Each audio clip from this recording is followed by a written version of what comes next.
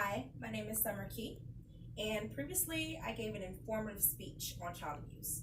Tonight, I'll be giving a persuasive speech on child abuse. Did you know that the requirement to report child abuse is accumulating as more and more children are becoming victims? And the process of reporting child abuse is anonymous and simple. Just imagine seeing a parent referring to their child with profanity, ignoring them while they call for help in a dangerous situation, being dragged or pulled by their hair, or even being raped by their parents. How would you feel? What could you do? And what would you do? As you know, I was a victim of child abuse, and it was not always privately. In fact, there were times where I had been abused out in public. The faces of bystanders were sometimes known and unknown. It took some time, but the lady that finally made the call to local authorities changed my life, and for that I'm thankful. Some children are not as lucky as I was. The next child who's being abused may be your relative or a child that you know. Today, I would like to tell you about, first, the problem of reporting child abuse. Secondly, what should be put into place to stop the non-reporting of child abuse. And thirdly, the effects of non-reporting. I'll start by telling you the importance of reporting child abuse.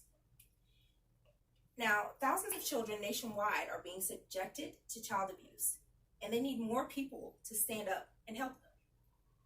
The problem is that some of us fail to report child abuse and find it easier to ignore or think about the possibility that a child is even being abused.